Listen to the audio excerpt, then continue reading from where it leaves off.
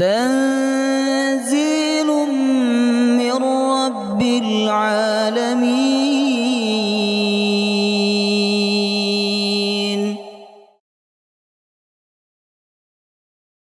يا أيها الذين آمنوا إذا قيل لكم تفسحوا في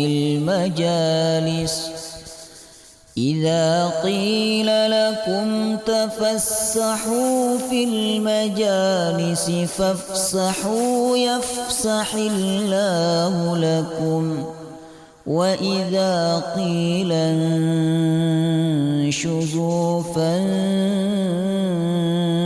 فانشزوا يرفع الله الذين آمنوا منكم والذين أوتوا العلم درجات والله بما تعملون خبير.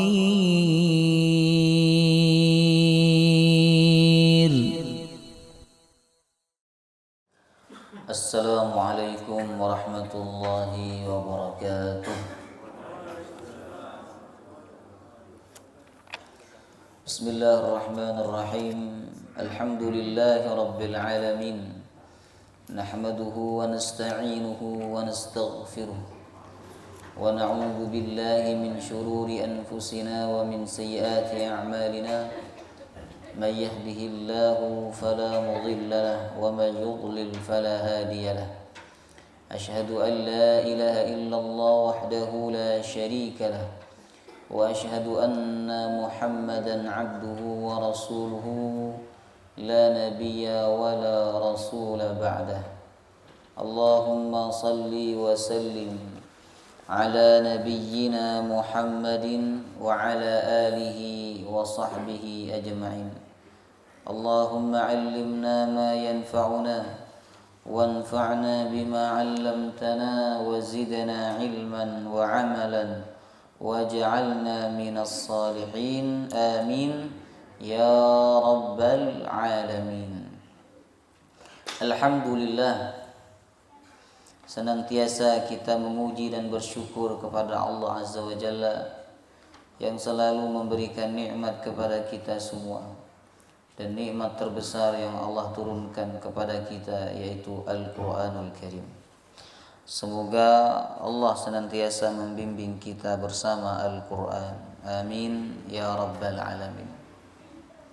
Jemaah rahimakumullah, mari kita lanjutkan kajian tafsir surah Ali Imran ya. Pekan kemarin kita berhenti di ayat 44. Sekarang kita masuk ayat 45. 45 kita baca sampai ayat 47. A'udzu billahi minasy syaithanir rajim.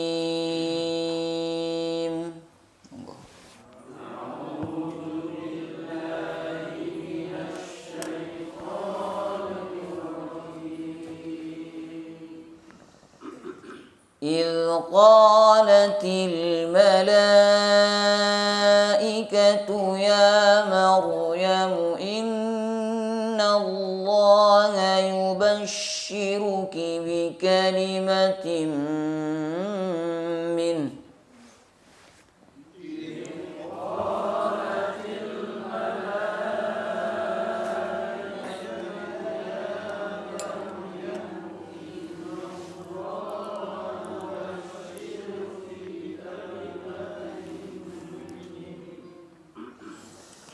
إن الله يبشرك بكلمة منه اسمه المسيح عيسى بن مريم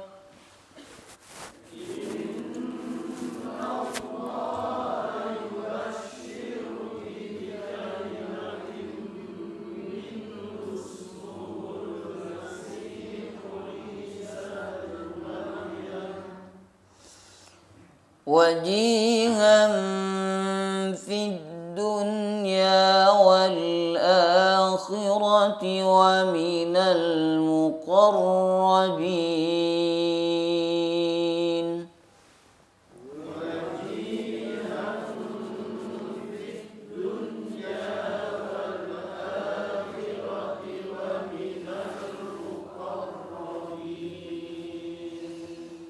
ويكلم الناس في المهد وكهلا ومن الصالحين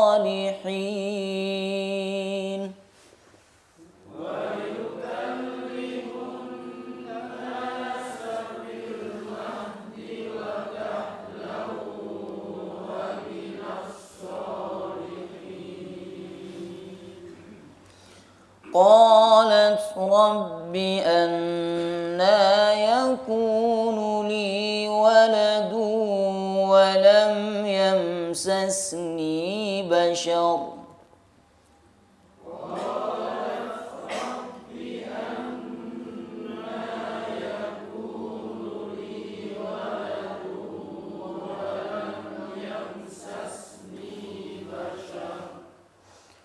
قال كذلك الله يخلق ما يشاء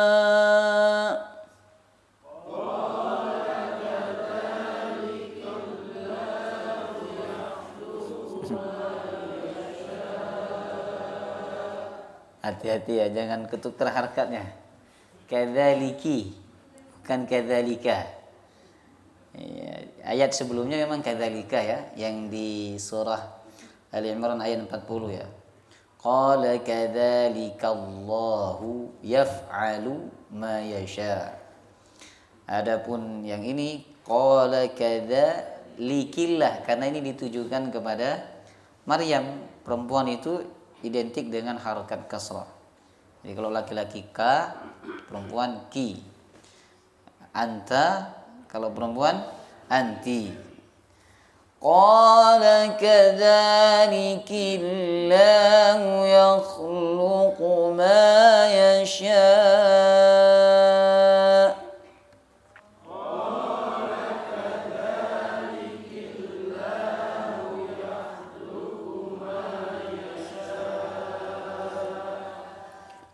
إذا قضى أمرا فإنما يقول له كن فيكون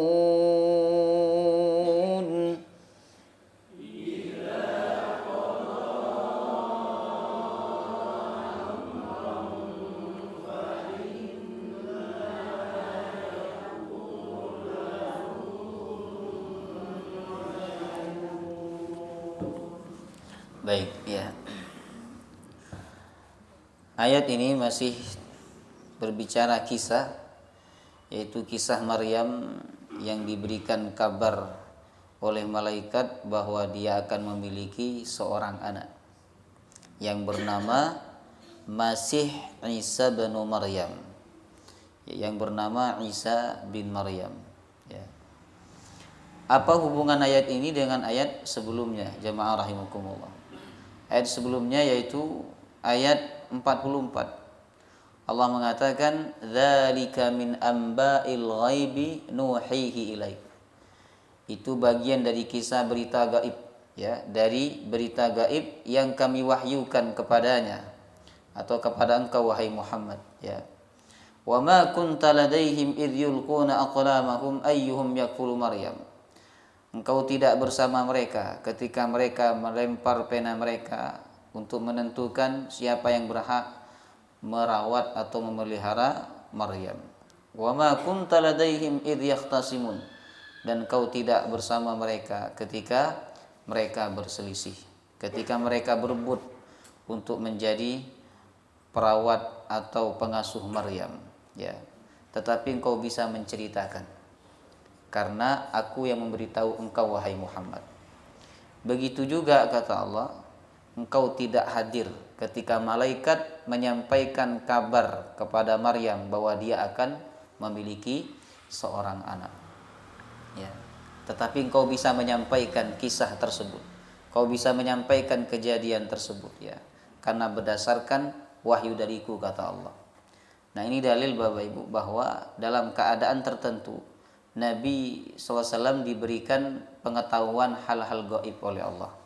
Walaupun ini tidak bersifat paten ya. Artinya tidak semua perkara gaib itu diketahui oleh Nabi SAW. Allah mengatakan alimul ghaibi fala yudhiru ala ghaibihi ahada illa man irtada mir rasulin. Allah yang mengetahui perkara gaib, dan Allah tidak akan mengungkapkan perkara gaib itu kepada seorang pun kecuali yang Allah ridhoi dari kalangan para rasul.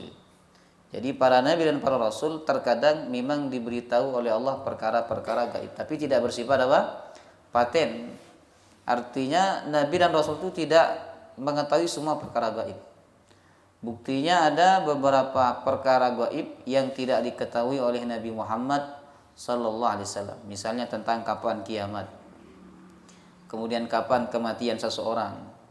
Kemudian Nabi SAW juga tidak tahu berita yang tersebar, yang disebarkan oleh orang munafik bahwa mereka menuduh Aisyah telah berzina dengan Safwan bin Mu'attal.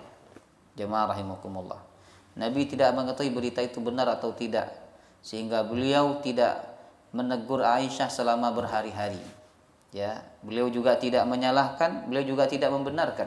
Jemaah rahimakumullah.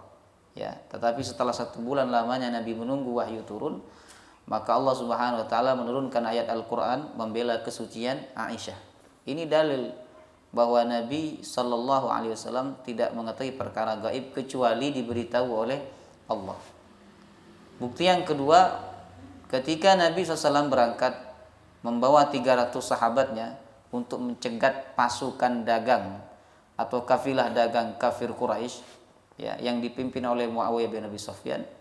Waktu itu Nabi tidak pernah mengetahui, tidak pernah menyangka bahwa akan terjadi peperangan sehingga terjadi perang Badar. Jemaah rahimakumullah. Kalau Nabi tahu akan terjadi perang Badar, maka Nabi akan mengajak banyak sahabatnya, tidak hanya 300 orang.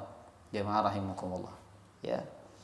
Nah, itu bukti-bukti Bapak Ibu bahwa pada dasarnya Nabi tidak mengetahui perkara gaib. Hanya saja dalam keadaan tertentu ya, terkadang Allah memberitahu beliau kepada perkara-perkara gaib. Contohnya selain ayat ini ya, Nabi pernah diberitahu oleh Allah tentang 2 orang di dalam kuburan yang sedang disiksa.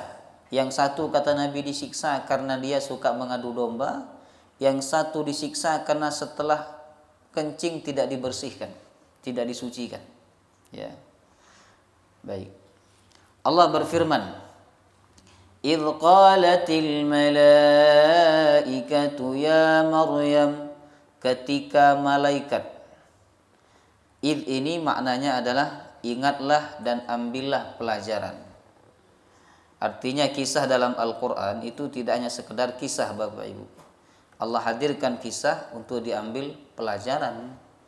Tidak ada gunanya kisah itu kalau tidak diambil pelajaran. Jemaah rahimakumullah. Ya. Idz qalatil malaikah, ketika malaikat berkata. Malaikat siapa yang dimaksud oleh ayat ini? Lagi-lagi ulama berbeda pendapat, karena kata malaikat yang disebut oleh ayat ini berbentuk jamak, banyak, sebagaimana yang disebut di ayat 42. Wa idz qalatil malaikatu ya Maryam. Ya. Sepertinya malaikat yang berkata kepada Maryam ini malaikat yang sama. Jumhur ulama mengatakan malaikat yang dimaksud adalah malaikat Jibril, karena biasanya memang malaikat Jibril yang diutus oleh Allah untuk menyampaikan kabar-kabar kepada hamba pilihannya Allah Subhanahu wa taala. Ketika malaikat berkata kepada Maryam, "Ya Maryam, wahai Maryam, innallaha yubashshiruki." Sesungguhnya Allah menyampaikan kabar gembira kepadamu. Bi kalimatin, apa kabar gembiranya? Bi kalimatin min, dengan kalimat darinya. Ismuhu al-Masih Isa bin Maryam, nama anak itu adalah Al-Masih Isa bin Maryam. Artinya Allah menyampaikan kabar yang disampaikan oleh malaikat kepada Maryam, ya, bahwa Maryam akan punya anak namanya Isa bin Maryam, Bapak Ibu. Nah, anak yang akan diberikan oleh Allah ke dalam rahimnya Maryam itu, jemaah rahimakumullah, itu disebut oleh Allah dengan kalimat dalam ayat ini. Bi kalimatim min, dengan kalimat darinya. Nah, kalau kita merujuk kepada terjemahan, ya, terjemahan Kemenak itu, sesungguhnya Allah menyampaikan kabar gembira kepadamu tentang kelahiran anak yang diciptakan dengan kalimat darinya. Nah, pertanyaannya Bapak Ibu, kenapa Nabi Isa itu disebut dengan kalimat? Ya, apa yang dimaksud dengan kalimat dalam ayat ini, jemaah rahimakumullah? Ya, apa hubungannya Nabi Isa dengan kalimat?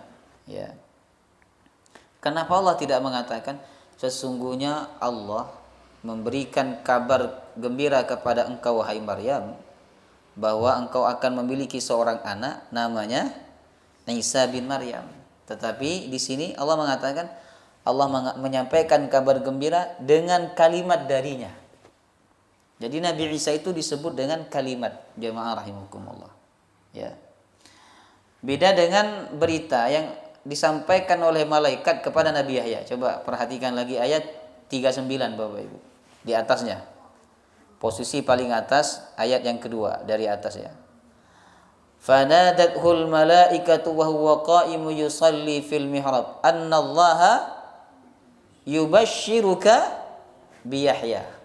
Malaikat menyampaikan ketika Nabi Zakaria sedang sholat bahwa Allah memberikan kabar gembira kepadamu bi Yahya, dengan seorang anak namanya Yahya. Subhanallah, ya. Tapi ketika Allah memberikan kabar gembira kepada Maryam melalui malaikatnya, Allah tidak mengatakan innallaha yubashshiruki bi Isa. Tapi Allah mengatakan innallaha yubashshiruki bi kalimatim min. Jadi Nabi Isa dalam ayat ini disebut dengan kalimat oleh Allah. Ya, apa hubungan Nabi Isa dengan kalimat, dan kalimat yang dimaksud oleh ini adalah kalimat apa, Bapak Ibu? Nah, jemaah rahimakumullah, kenapa Nabi Isa itu disebut dengan kalimat oleh Allah? Karena Nabi Isa itu tidak diciptakan oleh Allah dengan sebab. Pada umumnya manusia itu diciptakan dengan sebab, toh, bertemunya sel telur dengan sel apa? Dengan sel sperma. Sebagaimana firman Allah di surah Al-Insan, inna khalaqnal insana min nutfatin amsyaj. Kami ciptakan manusia dari sperma amsyaj yang bercampur, maksudnya bercampur dengan sel telur. Jemaah rahimakumullah. Ya. Itu pada umumnya Bapak Ibu, ya. Sedangkan Nabi Isa alaihissalam diciptakan oleh Allah bukan dengan sel telur sperma, bukan dengan sel telur dan juga bukan dengan sel sperma. Jemaah rahimakumullah. Berbeda dengan Nabi Yahya alaihissalam. Nabi Yahya ini, penciptaan Nabi Yahya itu masih melalui proses sebab. Walaupun orang tuanya sudah sepuh, kan? Ayahnya sudah sepuh, ibunya juga sudah sepuh, bahkan divonis mandul. Jemaah rahimakumullah. Tetapi rahimnya dihidupkan kembali oleh Allah, sehingga bertemulah sel telurnya ibunya Yahya dengan sel spermanya Nabi Zakaria alaihissalam. Ada sebab. Sedangkan Nabi Isa, Bapak Ibu, di sini Allah ciptakan bukan dengan sebab. Kalau kita perhatikan dari ayat sebelumnya, ya, Maryam itu pernah haid atau tidak? Tidak, kan? Karena Allah menyebut innallaha astafaki wa tahharaki. Allah memilih kamu dan mensucikan kamu. Termasuk penafsiran dari ayat ini adalah Allah mensucikan Maryam dari haid. Bisakah seorang wanita yang tidak haid menghasilkan sel telur? Tidak bisa, Bapak Ibu. Jadi seandainya Maryam pun punya suami, jemaah rahimakumullah, kemungkinan kalau menggunakan sebab tidak akan punya anak. Karena apa? Beliau tidak punya sel telur sebab beliau tidak haid. Jemaah rahimakumullah. Nah, sehingga dalam ayat ini Isa alaihissalam disebut oleh Allah dengan kalimat, menunjukkan bahwa Isa itu diciptakan oleh Allah tanpa sebab apapun. Ya kan? Bukan karena sebab Maryam memiliki seorang suami, bukan karena sebab Maryam punya sel telur, bukan, tapi murni kehendak dan kuasa Allah Subhanahu wa taala. Ya. Baik. Adapun kalimat yang dimaksud oleh ayat ini Bapak Ibu adalah kalimat kun. Ada di ayat 47 ya, ayat 47. Idza qada amran fa innama yaqulu lahu kun. Jadi kalimat yang digunakan oleh Allah untuk menciptakan Nabi Isa di dalam rahimnya Maryam, ya, itu hanya satu kalimat saja. Kalimat apa? Kun. Jadilah. Fayakun, maka terjadi. Jemaah rahimakumullah. Ingat ya, kun yang kalimat Allah itu adalah kun, bukan fayakun. Sebagian orang mengatakan kun fayakun, bukan. Kalimat Allah itu kun. Nah, ketika Allah menyebut atau mengatakan kun, maka sesuatu yang dikehendaki oleh Allah itu fayakun, akan terjadi. Nah, kalimatnya menggunakan fa ya. Fa itu tidak ada jarak antara ucapan atau antara yang diinginkan dengan kejadian. Jemaah rahimakumullah, enggak ada jarak. Bapak Ibu. Nah, itulah yang dimaksud dengan kalimat. Ya, subhanallah. Ini luar biasa ya. Ini menunjukkan kekuasaan Allah. Setelah Allah menunjukkan kekuasaannya, bagaimana Allah memberikan anak kepada Nabi Zakaria, ya. Padahal beliau seorang laki-laki yang sudah tua dan istrinya sudah mandul, ya kan? Lebih daripada itu, Allah memberikan kekuasaan yang lebih dahsyat lagi kepada Maryam. Tidak punya suami, tidak punya sel telur, jemaah rahimakumullah, tetapi bisa memiliki anak. Itu semua karena kehendak dan kuasa Allah. Allah cukup menciptakan Isa itu dengan satu kalimat saja, yaitu kalimat kun. Dari sini kita belajar Bapak Ibu, bahwa tidak ada yang mustahil bagi Allah. Ya, kehendak Allah itu tidak dibatasin oleh apapun. Berbeda dengan kehendak kita. Kita punya kehendak, kita punya keinginan, tapi terkadang keinginan kita ini dibatasin oleh banyak hal. Dibatasin oleh banyak peraturan. Dibatasin oleh kemampuan kita sendiri, ya kan? Dibatasin oleh keadaan yang tidak memungkinkan, jemaah rahimakumullah. Adapun kehendak Allah, tidak ada sesuatu yang membatasi. Sehingga ketika Allah berkehendak, tidak ada yang tidak mungkin. Semua akan terjadi sesuai kehendak Allah. Innallaha fa'alul lima yurid. Allah itu maha melakukan apa saja yang Dia inginkan. Cukup dengan satu kata saja, kun. Jadilah, maka yang dikehendaki oleh Allah akan terjadi. Kita harus percaya dengan kun fayakunnya Allah, Bapak Ibu. Ya, kita harus percaya itu. Betapa banyak dalam hidup ini sesuatu yang menurut kita nggak akan bisa, tapi ternyata bisa. Menurut kita tidak akan terjadi, tapi ternyata terjadi. Itulah bukti kun, jemaah rahimakumullah. Ya. Kemudian, jadi apabila kita memperhatikan sebab, ya, tidak mungkin Maryam itu hamil, ya. Namun beliau hamil bukan karena sebab, namun karena kalimatim minallah, kalimat dari Allah Subhanahu wa taala, ya. Sebenarnya Bapak Ibu, sebelum kejadian ini Allah sudah memberikan kejadian yang dahsyat kepada Maryam. Sehingga nantinya ketika Maryam dikabarkan punya anak tanpa seorang suami, kemudian tanpa dia haid sehingga dia tidak membuahkan sel telur, dia tidak kaget, jemaah rahimakumullah. Karena sebelumnya sudah Allah tunjukkan kekuasaannya. Apa yang Allah tunjukkan kepada Maryam di ayat-ayat sebelumnya? Ya, betul.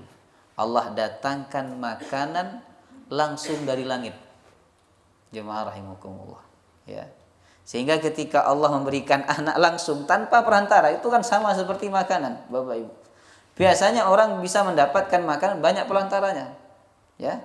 Perantaranya apa? Orang lain, diberi oleh orang lain, atau perantara dia membeli, dan seterusnya, banyak sekali perantaranya.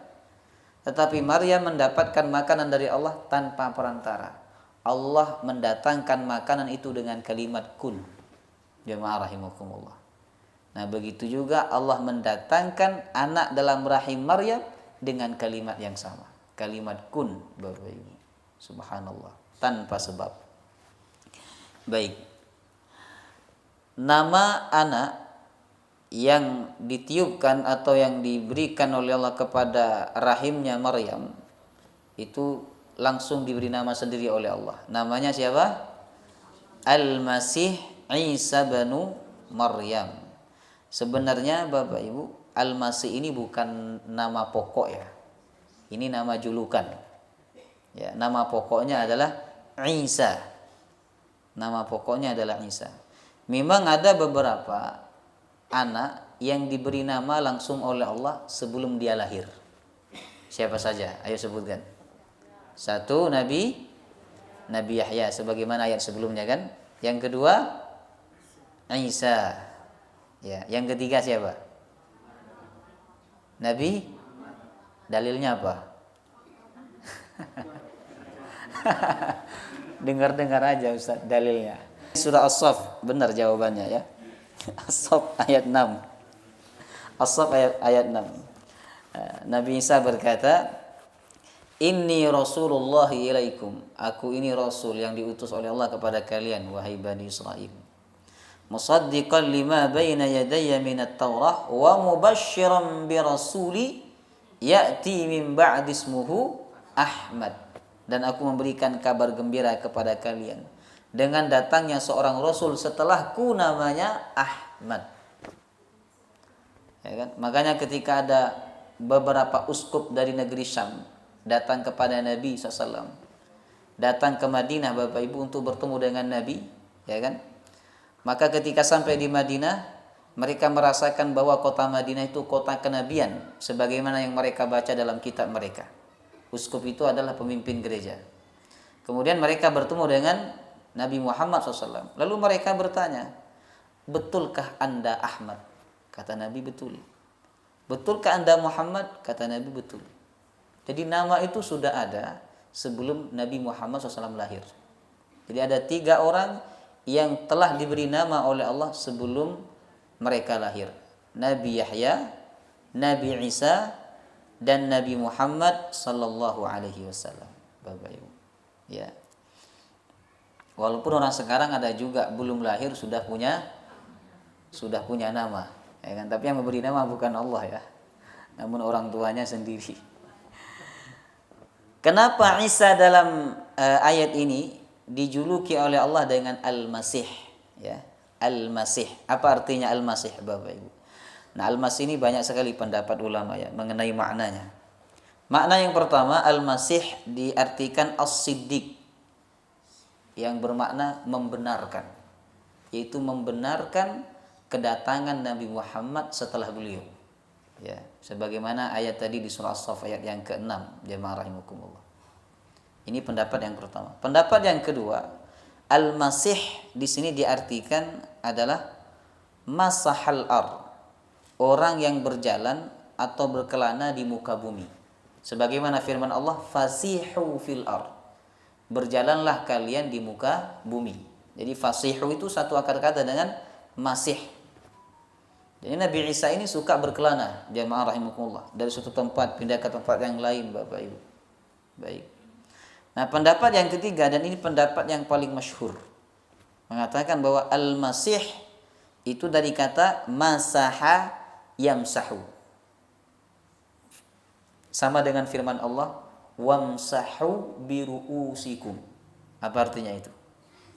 Wahai orang beriman, apabila kalian hendak sholat, basuhlah wajah kalian, kedua tangan kalian, wamsahu biru'usikum, usaplah ya kepala kalian. Ya, usaplah kepala kalian. Nah, Al-Masih artinya tukang usap. Ya, orang yang mengusap. Nah, disebutkan kenapa disebut dengan Al-Masih Bapak Ibu? Karena beliau ini mengusap orang yang sakit dengan izin Allah sembuh. Mengusap orang yang mati dengan izin Allah hidup kembali. Jemaah rahimakumullah. Al-Masih. Jadi tangannya Nabi Isa itu magic. Ya. Ngusap orang buta sembuh. Ngusap orang mati hidup. Jemaah rahimakumullah.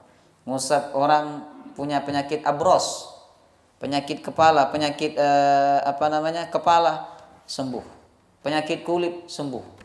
Jemaah rahimakumullah. Ya. Nah, itu tangannya magic, Bapak Ibu. Beda dengan tangan kita kan. Tangan kita ini mengusap apa, nggak jadi apa-apa. Jemaah rahimakumullah. Ya. Baik. Nah, julukan ini sebenarnya sama dengan julukannya siapa? Dajjal. Dajjal itu juga Al-Masih. Coba panjenengan baca doa sebelum salam.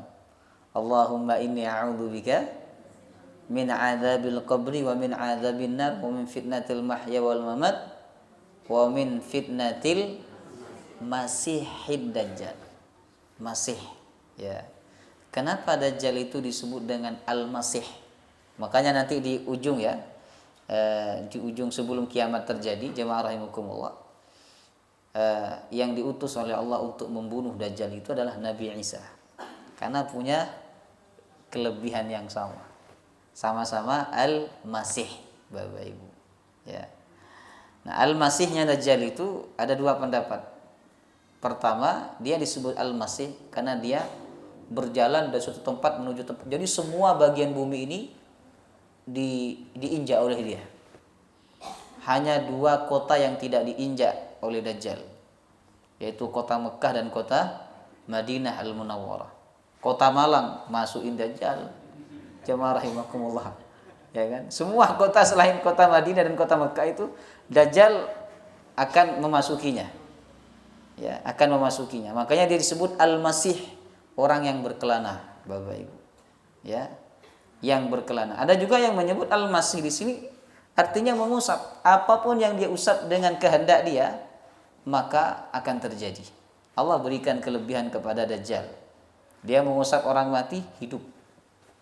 Dia mengusap orang yang yang sakit sembuh, jemaah rahimakumullah. Sehingga banyak orang saat itu menjadi pengikut Dajjal. Nah, sekarang Dajjal belum muncul Bapak Ibu, tapi fitnahnya sudah ada.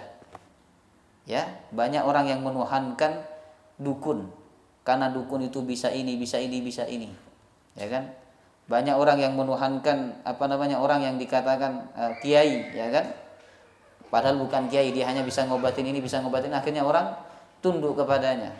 Orang menyembahnya, jemaah rahimakumullah. Itu fitnah Dajjal. Makanya kita sebelum salam disunahkan untuk berlindung kepada Allah dari fitnah Dajjal. Wa min syarri fitnatil masihid Dajjal. Jemaah rahimakumullah. Ya. Ada juga yang mengatakan bahwa Al-Masih ini dari kata mamsuh. Mamsuh artinya dihapus. Jadi ada satu matanya yang dihilangkan sama Allah Subhanahu wa taala. Ya. Baik. Kemudian Allah menyebut ismuhul masihu, namanya adalah Al-Masih Isa. Ya, Isa ibnu Maryam, anaknya Maryam. Nah, di sini Allah tetap menyebut Isa itu anaknya Maryam, walaupun tidak tercipta dari sel telurnya Maryam. Bapak Ibu. Inilah yang dijadikan dalil oleh ulama bahwa seorang wanita itu, ya kan, ketika dia mengandung anak, dengan cara apapun maka anak itu sudah sah menjadi anaknya. Paham? Apapun caranya, pokoknya dia mengandung, apakah itu didonor oleh orang lain, kemudian orang lain numpang di rahimnya, maka anak di dalam rahimnya itu sah menjadi anaknya dia, bukan menjadi anaknya orang itu. Misalnya ada seorang wanita tidak punya anak, kemudian dia tidak bisa hamil karena rahimnya bermasalah. Akhirnya dia mengeluarkan sel telurnya, sel sperma suaminya dipertemukan setelah jadi, dimasukkan ke rahim seorang perempuan, Bapak Ibu. maka anak ini statusnya sebagai anaknya siapa? Anak yang mengandung, bukan anaknya orang yang telah mendonorkan atau menitipkan sel telur dan sel sperma kepada wanita, itu bukan. Jemaah rahimakumullah. Oleh karena itu bayi tabung seperti ini hukumnya haram. Ya, bayi tabung seperti ini hukumnya haram. Karena ini merusak nasab, Bapak Ibu. Ya, merusak nasab. Yang boleh itu bayi tabung setelah ditabung, ya kan, jadi dimasukkan lagi ke rahim yang bersangkutan. Jemaah rahimakumullah, itu tidak masalah, ya. Sebab ketika Allah menyebut Isa, Allah tetap menyebut ibnu Maryam, anak laki-lakinya Maryam. Walaupun Isa ini tidak tercipta dari sel telurnya Maryam. Jemaah rahimakumullah. Hanya numpang saja di rahimnya Maryam itu. Bapak Ibu. Kemudian Allah menyebutkan keistimewaannya Isa alaihissalam. Jadi setelah Allah menyampaikan kabar bahwa Maryam akan memiliki seorang anak dengan kalimat Allah, ya. Selain itu Allah juga menyebutkan kelebihan atau keistimewaan anak yang akan dilahirkan oleh Maryam. Ya. Ini tentunya sebagai hiburan bagi Maryam, ya, supaya dia tidak merasa berat mengandung anak itu. Dia tidak punya suami lalu punya anak, itu tentu kondisi yang sangat berat. Tapi ketika anak yang dikandung itu sudah dikabarkan oleh Allah bahwa anaknya adalah memiliki keistimewaan yang tidak dimiliki oleh anak-anak yang lain, maka itu akan menjadi hiburan bagi Maryam, Bapak Ibu. Yang pertama, keistimewaan Isa yang dikandung oleh Maryam adalah wajihan fid dunya wal akhirah. Wajihan ini artinya populer. Ya. Populer, terkenal di dunia dan di akhirat. Subhanallah. Ada orang terkenal di dunia tapi nggak terkenal di akhirat. Ya, banyak Bapak Ibu. Masyhur di dunia, dipuji-puji oleh orang, tapi dia tenggelam di akhirat. Ada juga sebaliknya. Tidak terkenal di dunia tapi terkenal di akhirat. Ada yang nggak dua-duanya. Nggak terkenal di dunia, nggak terkenal juga di akhirat. Ya, jemaah rahimakumullah. Adapun Nabi Isa ini wajihan fid dunya wal akhirah, terkenal di dunia dan terkenal di akhirat. Jemaah rahimakumullah. Ya. Ada beberapa bukti bahwa beliau ini terkemuka atau dimuliakan di dunia. Yang pertama, beliau sudah diangkat menjadi nabi ketika usianya masih sangat muda. Usia 30 tahun, Bapak Ibu. Berarti seusia saya. Jemaah rahimakumullah. Saya masih 30, Bapak Ibu. Ya. Jadi seusia saya beliau sudah diangkat menjadi nabi. Bahkan ada sebagian ulama, walaupun pendapat ini lemah, ya, yang mengatakan Isa itu telah diangkat menjadi nabi ketika masih bayi. Sebab ketika bayi dia berkata, inni abdullah ataniyal kitaba wa ja'alani nabiyya wa ja'alani mubarakan aynama kuntu. Aku ini hamba Allah. Allah telah menjadikanku nabi. Allah telah memberikan kepadaku kitab. Itu masih bayi. Makanya sebagian ulama walaupun lemah pendapat mereka ini mengatakan Isa telah diangkat menjadi nabi ketika dia masih bayi. Subhanallah. Kemudian yang kedua, yang bikin Nabi Isa ini wajihan fid dunya, terkenal di dunia, masyhur di dunia, karena dia bisa bercakap-cakap padahal dia masih bayi. Masih dalam buayan, jemaah rahimakumullah. Subhanallah. Ya. Dan itu bercakap-cakap seperti percakapan orang dewasa, Bapak Ibu. Bukan mama, papa, abi, umi, itu biasa. Ini percakapan seperti percakapan orang dewasa. Jemaah rahimakumullah. Dan itu tidak hanya terjadi sekali, berkali-kali. Ya. Kemudian termasuk wajihan fid dunya yang Allah berikan kepada Nabi Isa alaihissalam adalah beliau diberikan mukjizat yang unik-unik, ya. Seperti mengobati orang yang sakit, menyembuhkan orang yang buta, bahkan menghidupkan orang yang mati. Itulah yang bikin beliau terkenal. Coba saya ini kalau bisa ngidupin orang mati, terkenal nggak saya? Terkenal Bapak Ibu. Langsung viral saya, jemaah rahimakumullah. Ya kan? Sedangkan orang bisa menyembuhkan penyakit biasa-biasa saja, Bapak Ibu, itu udah banyak pasiennya kemudian viral, ya kan? Seperti yang di Pasuruan itu, sinten? Apa? Siapa itu yang lupa saya. Dan banyak di Blitar juga ada. Jamaah rahimakumullah. Nabi Isa wajihan fid dunya, ya. Beliau terkenal di dunia karena beliau diberikan kelebihan yang unik oleh Allah Subhanahu wa taala, ya. Kemudian yang terakhir Bapak Ibu, beliau itu tidak mati terbunuh, tapi beliau diangkat oleh Allah ke langit. Subhanallah. Jadi berakhirnya kehidupan Nabi Isa itu bukan berakhir dengan sebagaimana orang-orang, ya, sakit kemudian meninggal atau dibunuh, Bapak Ibu. Tidak seperti nabi-nabi yang lain. Nabi Isa ini langsung diangkat oleh Allah ke langit dengan jasadnya. Jemaah rahimakumullah. Bukan mati disalib, itu tidak benar, ya. Baik, itu kelebihan atau keistimewaan yang pertama. Kemudian yang kedua, wa minal muqarrabin, dan beliau itu termasuk orang yang didekatkan kepada Allah. Artinya beliau adalah orang yang istimewa kelak di akhirat. Orang-orang yang dekat kepada Allah Subhanahu wa taala. Kemudian keistimewaan berikutnya di ayat 46, wa yukallimun nasa fil mahdi wa kahla. Beliau dapat berbicara dengan manusia. Manusia di sini orang dewasa. Bukan sesama anak-anak, ya, tapi orang dewasa. Fil mahdi ketika beliau dalam buayan, wa kahlan dan ketika beliau dewasa atau tua. Jemaah rahimakumullah. Ini kelebihan Bapak Ibu.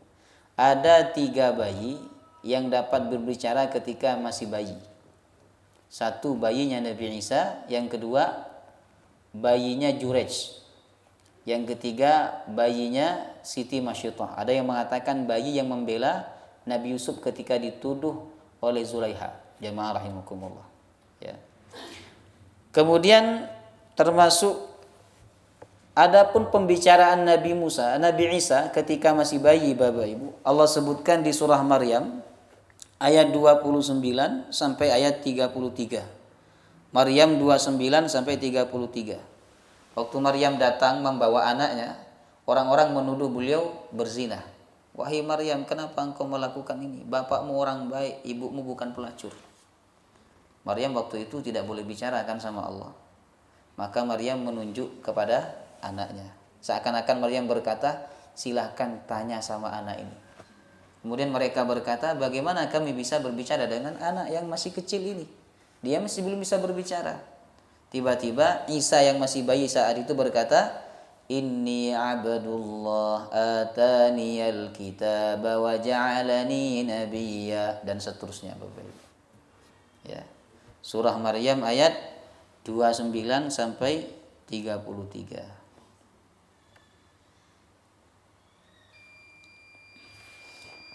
Kemudian wa minas salihin, dan beliau termasuk orang yang soleh. Ini keistimewaan yang keempat. Jamaah rahimakumullah.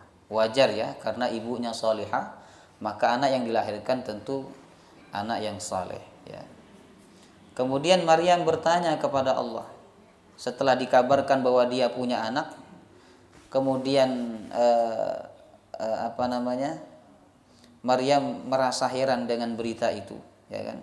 Maryam bertanya, qalat rabbi anna yakunu li waladu wa lam yamsasni bashar. Rabbi, Tuhanku, bagaimana bisa aku punya anak sedangkan tidak ada seorang pun di antara manusia yang menyentuhku. Kemudian Allah mengatakan melalui malaikatnya, kadzalikillahu yakhluqu ma yasha. Begitulah Allah menciptakan apa yang Dia kehendaki. Nah, beda ini kalimatnya Bapak Ibu dengan Nabi Zakaria. Kalau kalimat yang disampaikan kepada Nabi Zakaria itu kadzalikallahu yaf'al. Sedangkan Nabi Maryam yakhluq. Apa bedanya? Yaf'al itu masih ada sebab. Kalau yakhluq enggak ada sebab. Jamaah rahimakumullah. Murni kuasa Allah Subhanahu wa taala. Idza qada amran fa innama yaqulu lahu kun fayakun. apabila dia menetapkan satu perkara, maka dia cukup mengucapkan kun, niscaya perkara itu terjadi. Ya, jadi kalimatnya hanya kun. Jemaah rahimakumullah. Wallahu taala alam bissawab. Ada pertanyaan?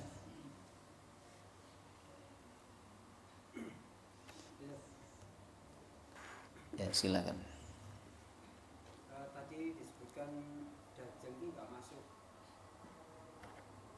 Mekah dan Madinah. Iya. Sekarang di Mekah atau Madinah kabarnya ya kemaksiatan atau apa bisa. Baik, yang tidak dimasuki itu adalah kalau Mekah ya, di tanah haramnya ya. Di tanah haramnya. Nah, kalau Madinah itu yang tidak dimasuki ya kota Madinah, Bapak Ibu. Dan kota Madinah itu dulu di zaman Nabi tidak seluas sekarang kan. Ya, itu yang dimaksud oleh Nabi adalah kota Madinah dulu di zaman Nabi. Ya, batasnya sampai mana, di mana sampai mana, wallahu taala alam. Jemaah rahimakumullah. Kalau ada kemaksiatan di di Arab itu biasanya bukan di tanah haram. Bukan juga di area Masjid Nabawi atau di sekitarnya, bukan, ya kan? Tapi itu pasti di luar tanah haram, di Jeddah atau di di Dubai dan sebagainya, Bapak Ibu, ya. Yang intinya itu bukan bagian daripada tanah haram. Ya. Kemaksiatan yang merajalela. Baik, bagaimana kalau pencuri? Mencuri di Mekah. Pencuri apa mencuri? Oh, mencuri. Adakah orang yang mencuri di tanah haram? Ada. Jemaah rahimakumullah. Tentu ada, tetapi tidak akan merajalela, Bapak Ibu. Sebab itu tanah haram. Dan dalam waktu yang tidak lama pasti akan ketahuan dan dia akan ditangkap. Jemaah rahimakumullah. Ya. Pekan depan masih tentang Nabi Isa alaihissalam ya, yaitu tentang keistimewaan Nabi Isa. Mari sama-sama kita tutup dengan kafaratul majlis. Subhanakallahumma wa bihamdika asyhadu an la ilaha illa anta astaghfiruka wa atubu ilaik. Wassalamu alaikum warahmatullahi wabarakatuh.